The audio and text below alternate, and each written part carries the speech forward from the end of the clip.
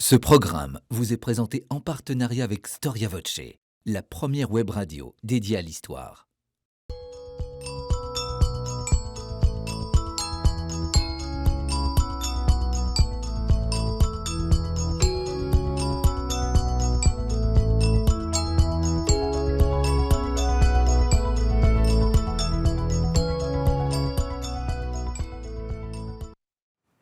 Chers téléspectateurs, bonjour, bonjour à toutes et à tous. Je suis très heureux de vous retrouver sur le plateau de votre émission Au risque de l'histoire. Alors, depuis que cette émission existe, il nous est arrivé d'évoquer à plusieurs reprises le gallicanisme. Au début de cette année 2022, plusieurs institutions universitaires ont même consacré un colloque à ce mouvement religieux spécifique à la France. En effet, gallicanisme vient du latin Gallia, c'est-à-dire la Gaule, et désigne cette doctrine religieuse mais aussi politique qui cherche à organiser l'Église catholique de France de façon autonome par rapport à Rome, par rapport donc au pape. On oppose ainsi généralement le gallicanisme à l'ultramontanisme. Je vous propose de découvrir cette spécificité française. À quand remonte le gallicanisme? Quelles en sont ses racines? Sur quel fondement repose-t-il? Fondement juridique, politique, mais aussi religieux? Peut-on comparer ce mouvement au mouvement conciliaire à l'époque médiévale? Quels sont aussi les grands textes gallicans? Enfin, le gallicanisme est-il bel et bien mort? Autant de questions que je vais avoir la joie et le plaisir de poser à mes deux invités. Olivier Endurand, bonjour. Bonjour. Merci d'avoir répondu à notre invitation. Vous êtes professeur d'histoire en Cagne à Strasbourg. C'est la deuxième fois que je vous reçois sur ce plateau. Nous avions enregistré une émission avec Alban Pialou sur le XVIIIe siècle et les origines religieuses de la Révolution française. Vous aviez dirigé d'ailleurs avec Alban Pialou ce livre « Les forces de la modération, ligne politique ou accommodement raisonné dans les crises politiques religieuses européennes du XVIe au XIXe siècle ». En fait, voilà, ce livre porte bien son titre. In media stat virtus, les forces de la modération, les forces du milieu, un livre paru chez les presses universitaires Peter Lang. Il s'agit d'une maison d'édition suisse. Vous aviez aussi publié au Pur cet ouvrage, La Grande Affaire, les évêques de France face à l'unigénitus, préfacé par Monique Cotteret, la grande spécialiste du jansénisme. Donc, La Grande Affaire au Pur. Valérie Murger, bonjour. Bonjour. Merci aussi d'avoir répondu à notre invitation. Vous êtes conservateur de la bibliothèque d'une grande institution, Port-Royal, docteur en histoire. Et alors, votre livre n'est pas, à l'heure où nous enregistrons cette émission, votre livre n'est pas encore sorti. Non, il est sous presse. Il est sous presse, donc jansénisme et libéralisme, qui sort également aux presses universitaires de Rennes. Mais votre institution publie régulièrement des ouvrages. Il s'agit du dernier, Jansénisme et droit,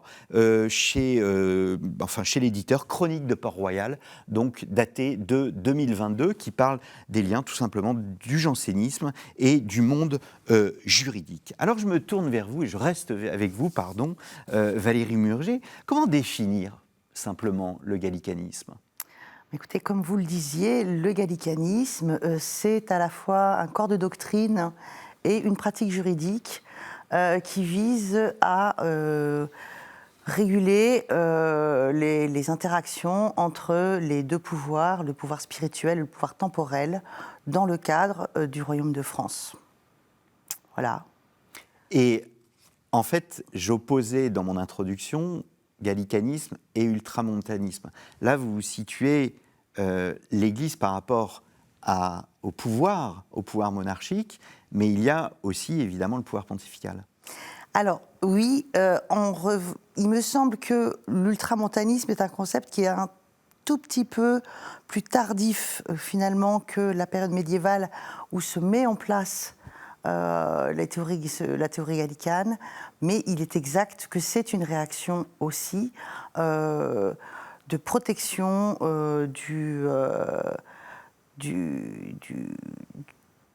de l'autorité royale face aux intrusions soi-disant intrusions de l'autorité pontificale dans l'Église de France. C'est-à-dire que l'ultramontanisme, on peut parler d'ultramontanisme plutôt au XIXe siècle ?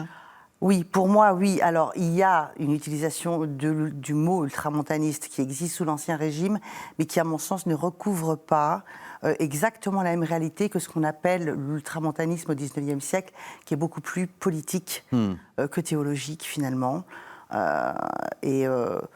L'ultramontanisme est vraiment opposé au gallicanisme, à mon sens, à partir du XIXe siècle.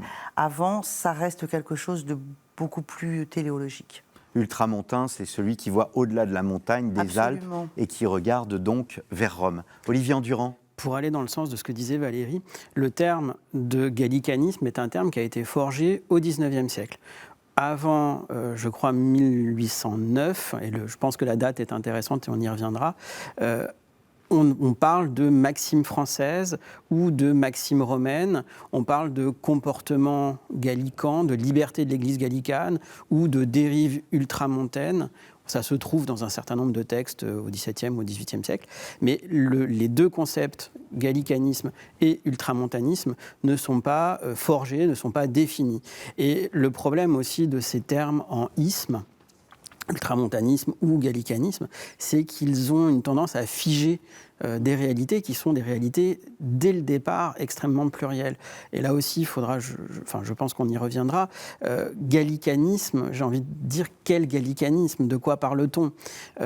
Il y a des nuances dans ce gallicanisme, dans ces gallicanismes, et le terme, le concept qu'on forge au XIXe siècle est un concept finalement global, général, qui masque la richesse de toute cette conception juridique et de toute cette conception politique qu'est le gallicanisme. Alors nous allons partir à l'exploration de cette complexité, de ces nuances. Vous parliez de l'époque médiévale, c'est à l'époque médiévale que remonte le gallicanisme ?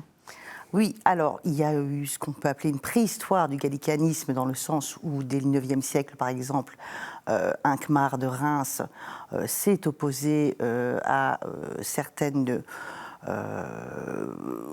volonté du pape de reprendre le contrôle, notamment au niveau du pouvoir des métropolitains ou sur la modification du droit.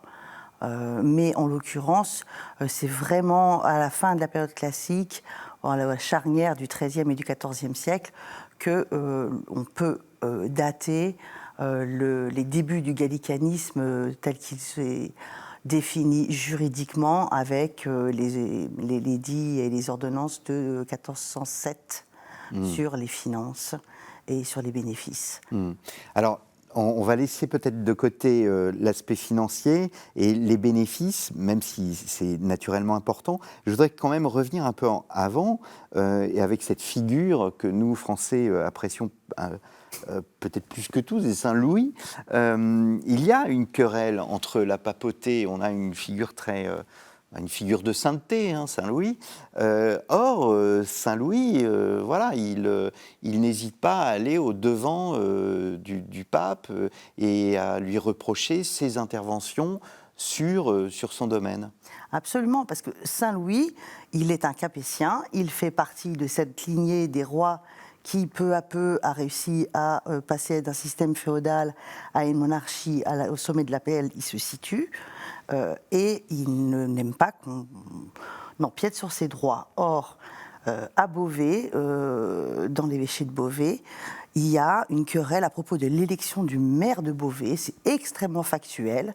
En 1232, les habitants n'arrivent pas à se décider. Saint-Louis nomme d'office un maire, ce qui déplaît aux habitants de la commune qui s'estiment floués dans leurs droits. Ils se fâchent, ils manifestent, le roi réprime ces troubles, et là, l'évêque de Beauvais intervient en tant que comte-évêque. Il a donc le droit de haute et basse justice sur ses terres, et entend exercer la justice lui-même. Non, le roi a été outragé, il entend exercer ses droits. Et à partir de ce petit souci finalement. C'est vraiment un petit débat de compétences juridictionnelles au départ qui aurait dû être réglé facilement. Les choses s'enveniment. L'évêque de Beauvais va jeter l'interdit sur le diocèse. L'affaire va remonter Donc au l'interdit, métropolitain. c'est interdiction. Interdit, c'est tout le clergé n'a plus le droit d'administrer les sacrements. Ce qui pose un petit On peut problème. imaginer, dans le contexte notamment du Moyen-Âge, l'énormité de la punition que ça représente. C'est le salut qui est en jeu, donc ça n'est pas possible. L'évêque en appelle au métropolitain, l'archevêque de Reims lui-même finit par en appeler au pape, et d'une petite histoire d'élection, vous arrivez à un conflit entre le pape qui se prétend compétent pour juger de l'affaire et Saint-Louis qui continue à assurer que non, les droits du monarque doivent être respectés et que c'est lui qui doit avoir compétence juridictionnelle sur la question. Le conflit va durer plusieurs années, il ne sera résolu qu'en 1238. Finalement, c'est le pape qui va reculer et demander à l'évêque de lever l'interdit. Et c'est à ce moment-là que vont être fixées les règles de compétences juridictionnelles dans les cas de conflit entre le roi, un évêque ou un chapitre. Voilà, donc c'est une première passe d'armes. La crise fait le droit. Absolument. Et là, on perçoit ce qui est l'essence, à mon avis, du gallicanisme. C'est une question de compétences juridictionnelles entre les deux puissances. Olivier Endurand ? Il y a cette question de compétence qu'il faut aussi remettre dans le contexte, disons, un petit peu antérieur de la réforme grégorienne. Depuis la fin du XIe siècle, les papes ont entrepris d'asseoir leur pouvoir à travers des évêques, à travers aussi des droits d'exemption sur un certain nombre de communautés religieuses. Et se pose la question de la compétence des rois à toucher des revenus qui pourraient dont il pourrait être floué finalement par ce droit d'exemption. Et avec Saint-Louis, dont nous connaissons, c'est une figure de saint, les conflits comme celui que mentionnait Valérie, mais aussi les conflits fiscaux, eh bien, sont très nombreux avec la papauté. Et évidemment, on trouve des accommodements, des décimes vont pouvoir être levés, et les derniers capétiens directs, Saint-Louis, Philippe III et Philippe IV, vont être perpétuellement en conflit avec la papauté sur des questions de juridiction, mais aussi sur des questions financières. Alors, on a du mal, nous, contemporains, à se représenter, au fond, cette association, ce mélange, parce que c'est même pas une association, c'est un mélange entre le monde politique, le monde religieux, mais aussi, vous parlez de bénéfices et donc d'argent, d'impôts. Tout est étroitement lié. C'est pas simplement une question de pouvoir, c'est aussi une question de finance, c'est une question de religion, mais religion est étroitement liée au monde politique. Absolument. Absolument. Et il faut bien voir que ce lien, il est encore plus étroit que ce qu'on peut imaginer, puisque Clément IV, avant d'être pape, a été un des agents du roi, de Saint-Louis. Il a été ensuite nommé évêque du Puy, puis archevêque de Narbonne, puis ensuite élu au trône de Saint-Pierre. Mais il a commencé sa carrière comme fonctionnaire royal, si je peux me permettre cet anachronisme. Et de très nombreux évêques, de très nombreux ecclésiastiques servent le roi sans qu'il n'y ait d'incompatibilité, si on veut. Oui, nous avons fait une émission sur ces conseillers ecclésiastiques du prince à l'époque de la Renaissance. J'invite les téléspectateurs à retrouver cette émission sur le moteur de recherche de KTO. Comment les juristes du roi de France arrivent à justifier le gallicanisme? On sait que les juristes sont très importants à l'époque de Philippe le Bel, donc nous sommes au début du XIVe siècle, et c'est précisément sous le règne de Philippe le Bel qu'il y a un très gros conflit avec la papauté, en l'occurrence Boniface VIII. Tout à fait. Alors, tout d'abord, parce qu'il y a une révolution dans l'histoire du droit à cette époque-là, à partir du XIIe siècle, c'est la réintroduction dans la formation des juristes du droit romain. Et les juristes de Philippe le Bel sont des juristes formés à l'école de Bologne, à l'école du droit romain, et donc ils ont une formation de droit civil. Et ils vont se retrouver à répondre à la réforme grégorienne qui, elle, pose finalement une ecclésiologie juridictionnelle en mettant en place une réforme juridique du droit ecclésiastique. Donc c'est droit contre droit. C'est le droit ecclésiastique contre ce nouveau droit civil qui se met au service d'un État qui est en train d'évoluer dans la conception qu'il a de lui-même, qui va vers une forme d'absolutisme. On est vraiment aux prémices, Oui. on est bien d'accord. Mais il n'en reste pas moins qu'il se présente comme étant, enfin il commence à se concevoir comme étant à égalité avec le pouvoir religieux. Nous sortons du théorème de la République chrétienne où vous avez une unité du pouvoir à deux têtes entre la potestas et l'auctoritas. Et là maintenant, on a deux puissances qui revendiquent les mêmes compétences, tout en étant, en excluant absolument toute subordination, toute idée de subordination l'une à l'autre. Donc là, on est dans un champ clos qui commence à se mettre en place, et les juristes vont utiliser toutes les armes de ce droit renaissant du droit romain pour répondre à ce qu'ils appellent les abus de la cour romaine, qui n'est jamais que la réforme grégorienne, et quand même aussi les théories de la théocratie pontificale d'Innocent III, notamment, qui sont promues par Innocent III. Donc la théocratie pontificale fait du pape une sorte il le place au-dessus de toute les têtes couronnées. L'Église, de façon que l'on peut comprendre théologiquement, Oui. se place au-dessus de tout, puisque le but, c'est le salut des âmes, qui est le bien le plus supérieur qu'il soit possible de tout trouver. Donc, de facto, elle se conçoit elle-même comme étant supérieure aux États. Et là, quand vous avez en face des États qui commencent à se concevoir comme étant, certes, ils sont pas tout à fait de droit divin, mais c'est Dieu qui les a institués, mais qui les a institués dans l'ordre du temporel. Mais alors justement, n'est-ce pas le Christ lui-même qui a dit « Rendez à César ce qui est à César et à Dieu ce qui est à Dieu ». Comment les juristes, autant du pape que du roi de France, s'accommodent avec ce passage de l'Évangile? Alors, déjà, rendre à César, il faut que nous aussi nous le fassions. C'est le titre d'un ouvrage de Françoise Hildesheimer qui est consacré à cette question gallicane, et je pense qu'il est important de le citer ici. Ce qu'elle montre bien, justement, à travers cette phrase de l'Évangile, c'est le lien que les juristes vont faire avec d'autres phrases de l'Évangile. « Mon royaume n'est pas de ce monde ». Et la théorie de Thomas d'Aquin qui, lui, considère qu'il y a deux ordres dans le monde, l'ordre de la nature et l'ordre de la grâce. L'ordre de la nature, c'est ce qui relève du temporel, l'ordre de la grâce, c'est ce qui relève du spirituel. Et donc, il va y avoir, au XIIe siècle, beaucoup de traités qui vont être écrits autour de cette question-là, de cette bipartition entre la nature et la grâce. Et Thomas d'Aquin va même jusqu'à dire que dans les matières de nature, il est important de suivre les recommandations du temporel. Ce que dit saint Paul. Ce que dit saint Paul, bien sûr. Et au moment de la crise avec Boniface VIII, donc il y a plusieurs bulles qui posent problème. La première bulle donc de 1296 est une bulle, là encore, à fonctionnement qui concerne principalement le fonctionnement économique, financier de la papauté. Le pape refuse qu'on puisse prélever des décimes s'il n'a pas donné son accord. Puis, en 1301, c'est une nouvelle bulle qui affirme que les rois sont soumis à l'autorité pontificale. Et le coup d'éclat, c'est 1302, c'est la fameuse bulle Unam Sanctam, qui réaffirme la théocratie pontificale.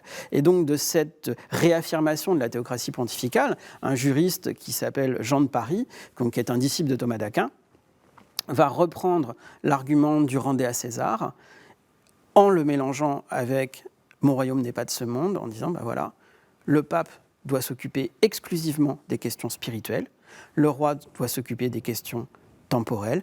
Ce sont deux natures qui n'ont pas à rentrer en confrontation.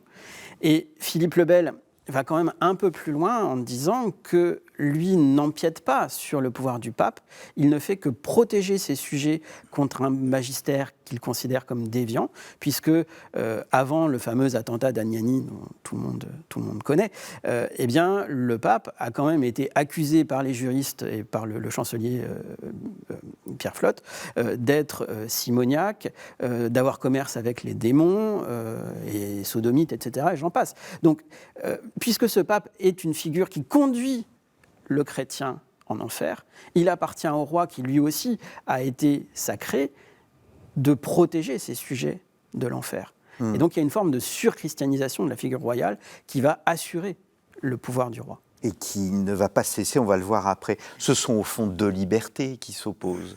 De désir de liberté, celui d'un corps politique contre celui d'une institution d'église, mais aussi de souveraineté, paradoxalement, puisque la liberté et la souveraineté s'opposent. De souveraineté, c'est je pense, l'aspect le plus important. Il ne faut jamais oublier que la papauté reste une puissance temporelle. Oui.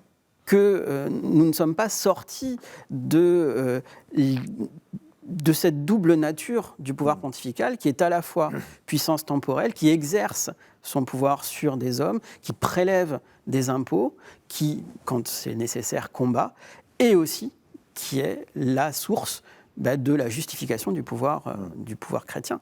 Alors je vais le dire quand même pour nos téléspectateurs, mais Anani, c'est le moment où il y a véritablement un attentat contre le pape, qui est... alors on ne sait pas s'il a vraiment été giflé ou pas, les historiens se disputent. On fera une émission sur Boniface VIII et Philippe le Bel prochainement.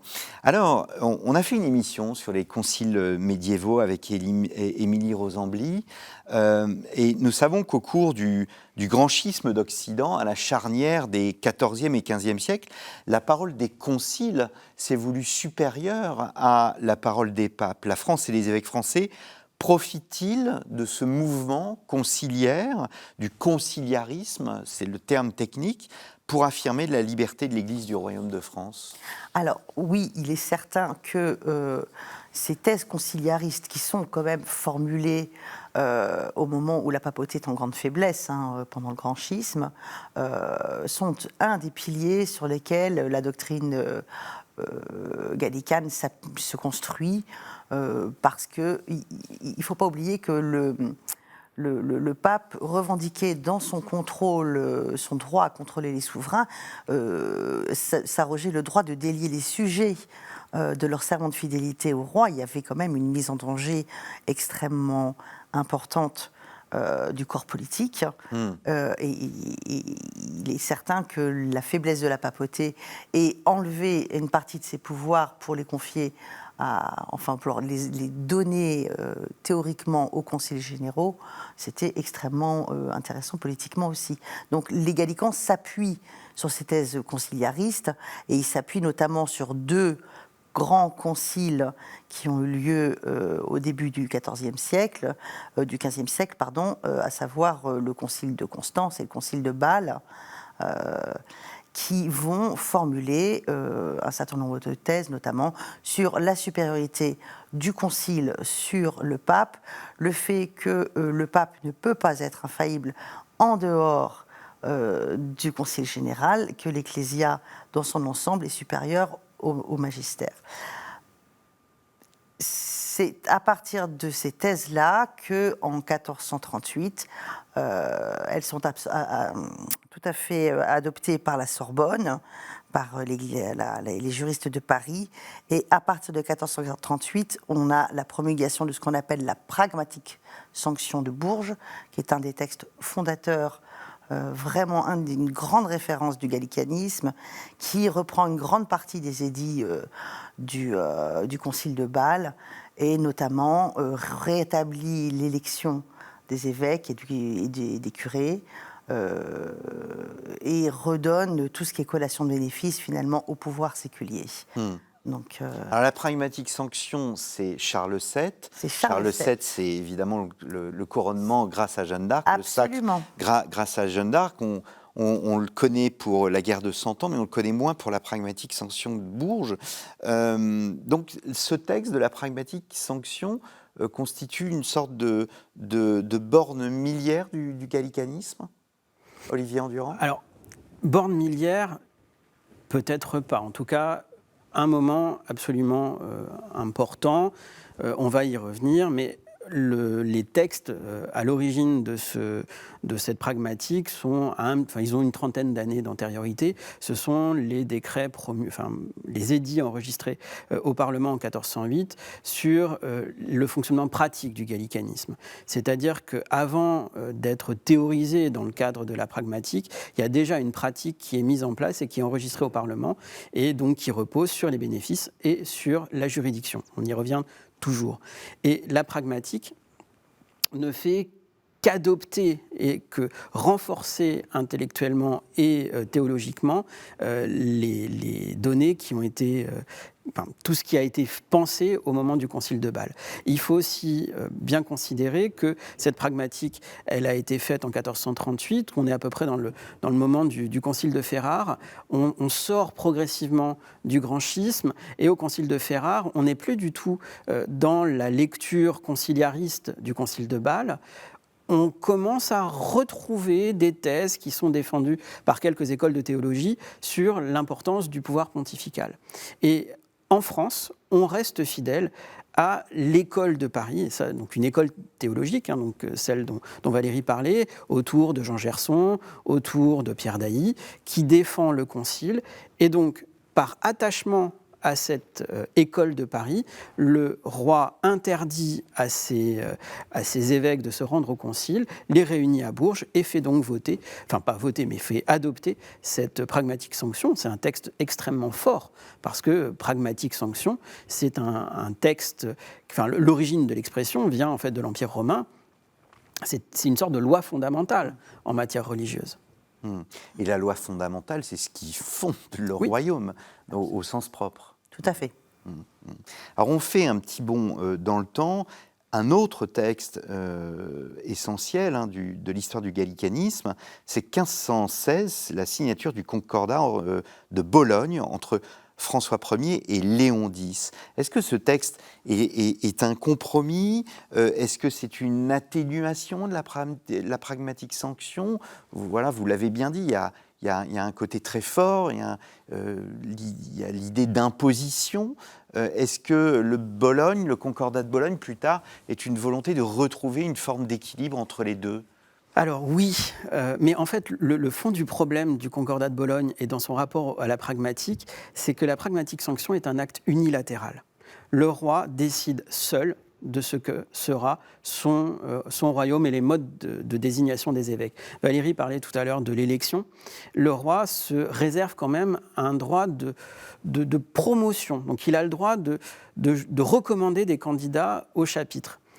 Lorsque la négociation se fait à Bologne, les acteurs ont changé, c'est François Ier et Léon X. Léon X est inséré dans le jeu des guerres d'Italie, dans les rapports familiaux, etc. Donc François Ier sait qu'il doit compter avec le pape. Et donc il va négocier. Et il va renoncer à un certain nombre de droits, en particulier le droit d'élection. Et tout le reste, toute la pragmatique va passer. C'est-à-dire que ce qui était unilatéral, la pragmatique, devient bilatéral et accepté par les deux parties. Et les grands perdants de ce concordat de Bologne, ce sont les chapitres cathédraux qui perdent le droit d'élire leur évêque, parce qu'à partir de 1516, les rois disposent du droit de nommer les évêques. Ils désignent des candidats qui seront ensuite... qui obtiendront ensuite, ou pas d'ailleurs, mais souvent ils obtiennent leur investiture canonique à Rome, et ils sont sacrés ensuite au niveau du pays où ils sont chargés d'âme. Valérie Murger? Oui, alors pour compléter ce que tu dis, Olivier, il y a une bulle qui a été fulminée par Léon X en 1516 qui abroge la pragmatique sanction, c'est ce qu'il voulait, mais à l'occasion de cette abrogation, il en profite pour réaffirmer la supériorité du pape sur les conciles. Donc il y a vraiment une volonté très forte d'effacer le conciliarisme à travers cette abrogation. Ce n'est pas seulement le problème des relations entre l'Église de France et le roi de France, il y a vraiment une volonté d'affirmer quelque chose de doctrinal beaucoup plus fort à travers la suppression de la pragmatique sanction. Parce que cette pragmatique, elle va rester finalement une référence dans pas mal de pays européens, et jusqu'au 19e siècle, vous pouvez la retrouver revendiquée dans la volonté de construire une Église nationale. C'est quelque chose qui va durer et qui va avoir essaimé assez largement.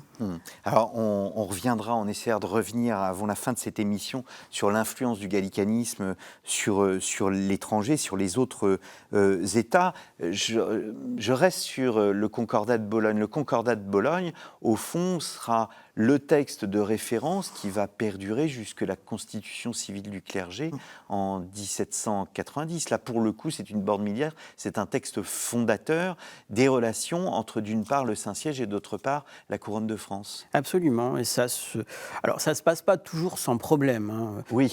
Les débuts de l'application du Concordat sont quand même un peu compliqués. Dans un certain nombre de diocèses en France, les chapitres refusent l'application du Concordat et nomment un évêque. On se retrouve donc dans un certain nombre de diocèses français avec 2 évêques, exactement comme 100 ans auparavant, il y avait 2 papes. Oui. Donc pour ça pose un premier problème. Le Parlement est tout à fait hostile au Concordat de Bologne dans ses premiers moments.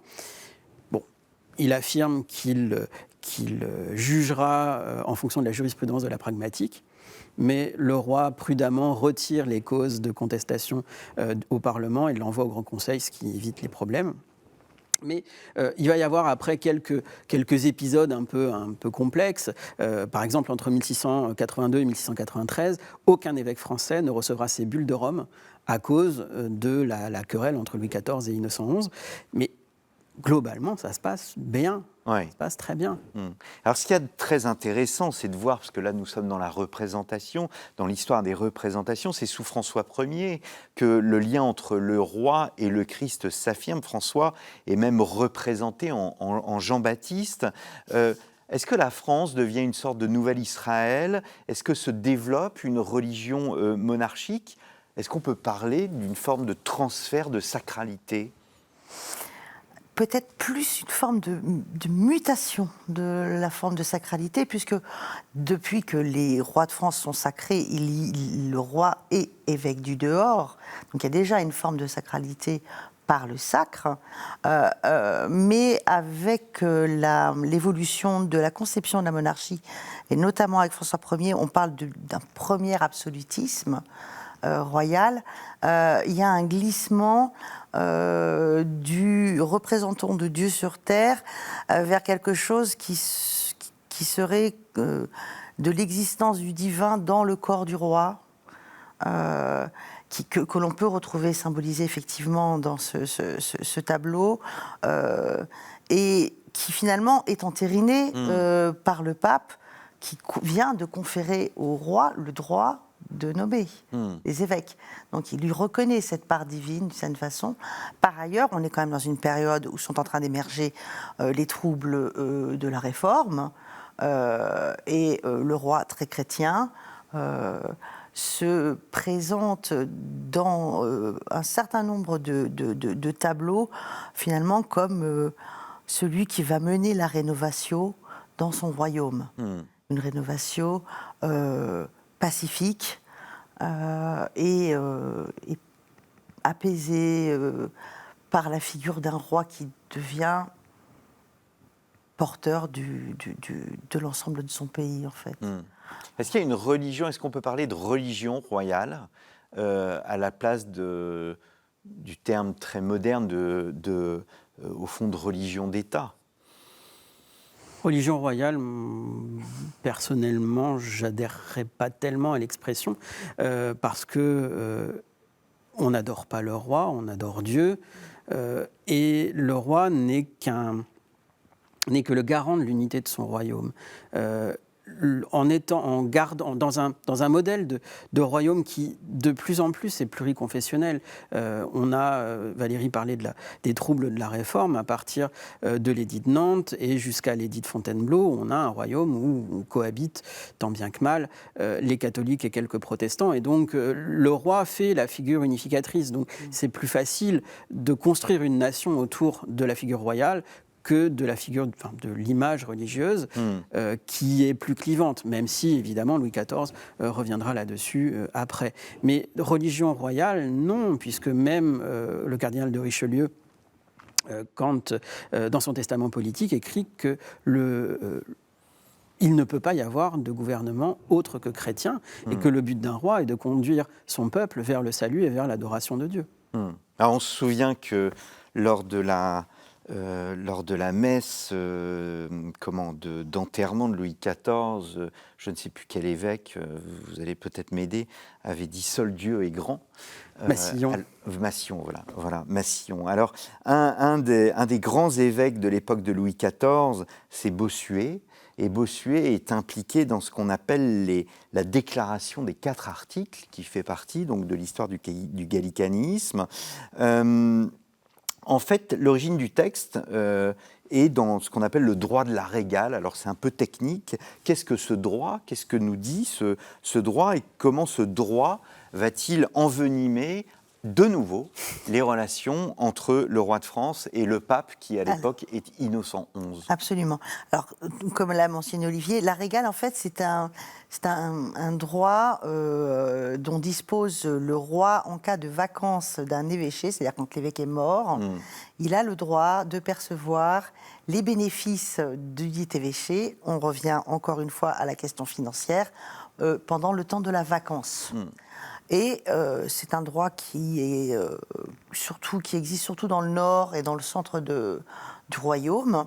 Et je crois que c'est 13, Louis XIV décide d'étendre le droit de régale à l'ensemble de son royaume. Une fois de plus, décision unilatérale. Et il y a 2 évêques des diocèses du Sud qui ne sont pas contents et font appel au pape. Le pape s'empare de la question et on se retrouve à nouveau dans ce conflit d'autorité et de compétences juridictionnelles. Mais 73-82, 1682, donc la déclaration des 4 articles, c'est un conflit qui va durer longtemps. Oui, ça va durer longtemps, mais parce que c'est un vrai bras de fer d'autorité, que le pape, comme disait Olivier, va suspendre les institutions canoniques sur les évêchés nommés. Donc on va se retrouver avec une trentaine d'évêchés qui sont vacants, ce qui n'est pas neutre dans la vie pastorale d'un diocèse. Et en fait, la riposte de Louis XIV est de convoquer une assemblée générale extraordinaire du clergé de France, qui effectivement promulgue en 1682 ces fameux 4 articles, la déclaration des 4 articles. Alors, le premier article est évidemment celui qui va le moins plaire, à savoir refuser toute autorité du pape au temporel et affirmer la supériorité à nouveau du concile sur le pape. Donc c'est un article absolument fondamental. C'est une déclaration de guerre avec la papauté.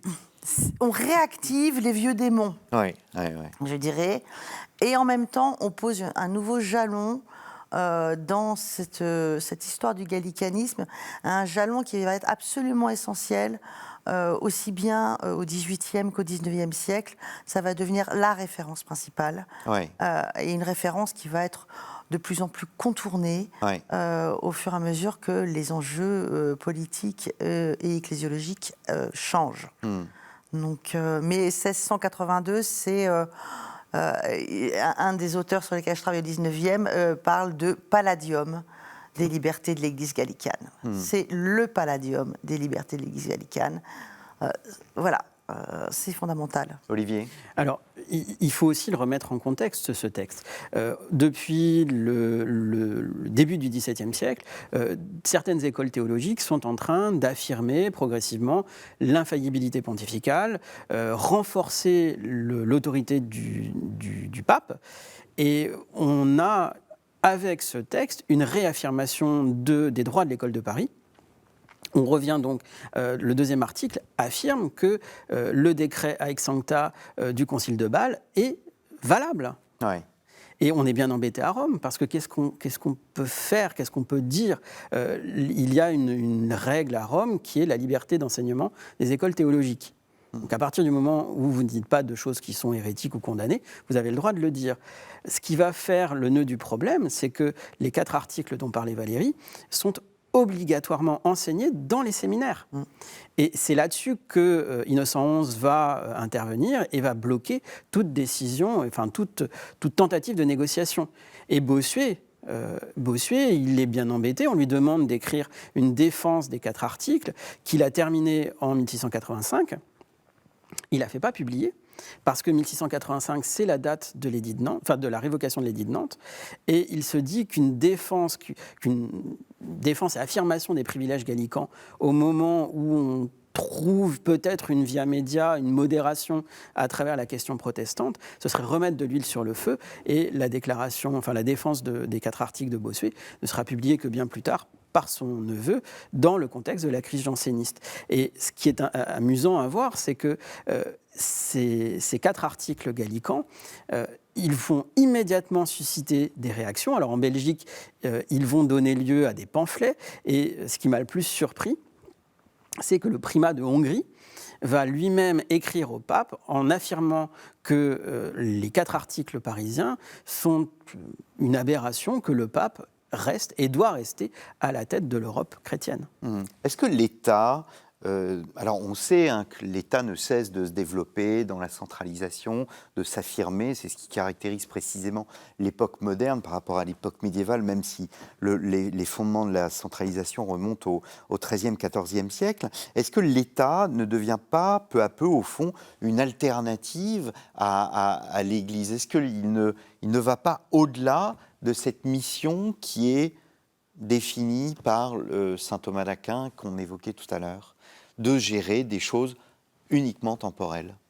Alors, la question, à mon avis, fondamentale pour répondre à votre question, c'est la pluriconfessionnalité.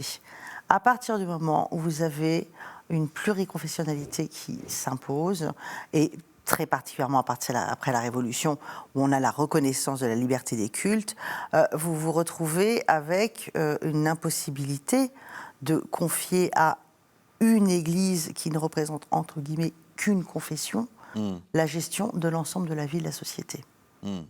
Donc, il ne prend pas la place, il est obligé de se mettre au-dessus, si j'ose dire, pour gérer un État pluriconfessionnel où on ne peut plus confier, comme c'était normal et légitime et fixé par le Concile de Trente, par exemple, tous les actes de la vie de la société. On est obligé de sortir de ce cadre-là. Mais c'est quelque chose qui est pensé après la Révolution. À mon sens, ça ne vaut pas avant, sauf dans les discussions qui sont faites sur la tolérance civile à la fin du XVIIIe siècle, et qui sont les prémices de ça, en fait. On arrivera à la séparation de l'Église et de l'État aussi. Une question, Olivier Endurant, est-ce que le gallicanisme est comparable à l'anglicanisme? Je vais faire une émission avec Cédric Michon sur Henri VIII, qui va sortir une biographie chez Perrin, qui est attendue. Est-ce qu'il est comparable au joséphisme en Autriche, ce gallicanisme aussi? Alors, pour l'anglicanisme, j'aurais bien tendance à dire non. Alors déjà, pour une raison toute simple, il n'y a jamais eu de rupture entre Paris et Rome. Quand Henri VIII a décidé de faire le schisme anglican, il s'est affirmé comme le chef de son Église. Certes, auparavant, il avait été honoré du titre de défenseur de la foi, mais ça ne restait qu'une récompense pour un bon traité de théologie qu'il avait pu composer. Mais malgré l'âpreté des crises qu'il y a pu y avoir entre la France et le Saint-Siège, il n'y a jamais eu de volonté de rupture. On a laissé entendre que peut-être Richelieu se serait bien vu à la tête d'un patriarcat des Gaules. On a envisagé pendant un temps, même Louis XIV d'ailleurs, au moment de la querelle des 4 articles, a envisagé une forme de schisme. Mais on est resté dans les paroles. On n'est pas allé jusqu'à la rupture définitive. Pour le joséphisme, et puis pour un dernier mot sur l'anglicanisme, l'anglicanisme a viré sur des formes qui se rapprochent davantage du protestantisme. Les gallicans sont tous des catholiques. Ils reconnaissent absolument tous les sacrements et toute la doctrine de l'Église. Ça reste davantage une question d'organisation pratique, d'organisation politique. Pour le joséphisme, effectivement, il y a des liens, mais ce sont des liens qui tiennent davantage à la confessionnalisation ou au régalisme, donc l'importance du roi dans la gestion de ce qui, au XVIIIe siècle, devient de plus en plus un service public de la religion. Valérie Murger, vous vouliez ajouter ? Non, je suis tout à fait d'accord avec Olivier. J'ajouterais que ce soutien, enfin ces liens, passent pour le coup par le jansénisme qui fusionne plus ou moins avec le gallicanisme dans la crise de la bulle unigenitus, donc cette bulle qui notamment réaffirme la supériorité du pape sur les rois. Et dont Olivier est le grand spécialiste, c'est par le jansénisme que la défense du joséphisme est assumée en France. Et c'est par l'ecclésiologie qu'ils défendent, et par les principes ecclésiologiques qu'ils défendent, qu'ils vont être amenés à défendre les réformes joséphistes. Alors, on a bien dit qu'il fallait parler plutôt des gallicanismes, plutôt du gallicanisme. La fin du gallicanisme, c'est la séparation de l'Église et de l'État. Il y a Aristide Briand, un mot d'Aristide Briand qui dit, alors que c'est vrai qu'on voit la séparation de l'Église comme une crise grave, l'Église de France, la séparation de l'Église et de l'État, sous le pontificat de Saint Pie X, et Aristide Briand dit, Saint Pie X est le seul à avoir tout compris. Il a tout compris parce qu'il recouvre sa liberté. L'Église de France n'est plus l'Église de France, elle est l'Église de Rome. Tout à fait. Tout à fait. Non. Alors, il y a plusieurs phases. La phase principale de la fracture, c'est la constitution civile du clergé et la Révolution. La constitution civile du clergé, donc je rappelle, de façon à nouveau unilatérale, l'Assemblée nationale, au nom du transfert de compétences qui a été opéré par la Révolution française, s'arroge le droit de réorganiser les diocèses de France et de réintroduire, notamment, on y revient, le droit d'élection des évêques. Bon. Vous avez un schisme, c'est condamné par Rome de façon fondamentale. C'est à partir de ce moment-là que Rome lie dans le rejet de la modernité le gallicanisme, le jansénisme et la Révolution française. Donc les trois sont compris dans l'anathème qui est jeté et le gallicanisme va devenir un outil politique qui va être décrédibilisé une fois de plus par l'utilisation extrêmement abusive que Napoléon va en faire dans son conflit avec Pie VII dans les années 1809-1813, avec notamment ce qu'on a appelé les articles organiques, qui sont des articles d'organisation de la gestion du contrôle des cultes, promulgués unilatéralement sans avoir prévenu le pape en même temps que le Concordat de 1801, et qui sont faits au nom des libertés de l'Église gallicane et de la défense des 4 articles. Donc vous avez un moment où tout va se radicaliser et où, sous la Restauration, on va récupérer du côté des ultras la condamnation au jansénisme, gallicanisme, révolution, et du côté des libéraux, on va se réattribuer l'amalgame en miroir, à savoir condamnation de l'ultramontanisme associé à l'ultracisme. Donc à partir de ce moment-là, vous avez déjà quelque chose qui est complètement dévoyé. Par ailleurs, le gallicanisme, on vient de l'expliquer, ça se fait dans le cadre de l'Ancien Régime et des structures d'Ancien Régime, dans le cadre du Concordat et des États modernes qui sont nés de la Révolution. Ça n'a plus tout à fait le même sens, mais ça reste quelque chose de très commode qui est utilisé et repris jusqu'à la Troisième République, parce que ça leur permet d'assurer un contrôle sur clergé dans un cadre qui est beaucoup plus anticlérical pour le coup. Le gallicanisme est mort ? Ben non, puisque nous avons encore 3 départements concordataires. Donc les structures de l'Église gallicane napoléonienne continuent de s'exercer. Il y a toujours Je me souviens, enseignant à Strasbourg, j'étais là quand Monseigneur Ravel a été nommé évêque de Strasbourg. Il a reçu son décret signé du président de la République, comme autrefois les brevets d'évêques étaient signés par le roi. Donc non, le gallicanisme n'est pas mort. Et si je puis me permettre une petite remarque en conclusion, dans sa thèse consacrée au gallicanisme, Nicolas Silde, qui est professeur de droit à Clermont-Ferrand, rappelait donc le mot du procureur général auprès de la Cour d'appel de Paris, qui, au moment de l'ouverture des travaux de cette cour d'appel, avait fait du droit européen le nouvel ultramontanisme contre le droit français, nouveau droit gallican, donc cette culture gallicane perdure encore dans la magistrature. Eh bien, merci beaucoup à tous les deux d'être venus sur notre plateau. Donc, Olivier Endurant, vous aviez dirigé avec Albiane Pialou les forces de la modération, qui est toute une réflexion sur ces modérés qui sont au fond les oubliés de l'histoire, dans l'histoire religieuse. La grande affaire, les évêques de France face à l'unigénitus. Donc c'était un livre que nous avions présenté au cours de notre émission que nous avions enregistrée ensemble avec Alban Pialou. Et vous, Valérie Murger, donc vous avez travaillé sur le jansénisme et le libéralisme. C'est un sujet qu'on pourra aborder au cours d'une prochaine émission. Je vous recevrai avec joie.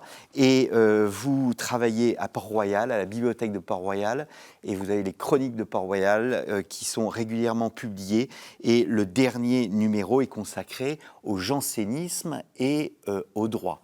Il me reste à vous remercier, chers téléspectateurs, pour votre fidélité. N'hésitez pas à aller sur ktotv.com afin de retrouver toutes les anciennes émissions que nous avons évoquées au cours de cette émission. Et si vous êtes passionné d'histoire, eh bien rendez-vous aussi sur notre site de notre partenaire storiavoce.com. Je vous remercie pour votre fidélité et je vous donne rendez-vous dans 2 semaines pour un nouveau numéro de Risque de l'Histoire.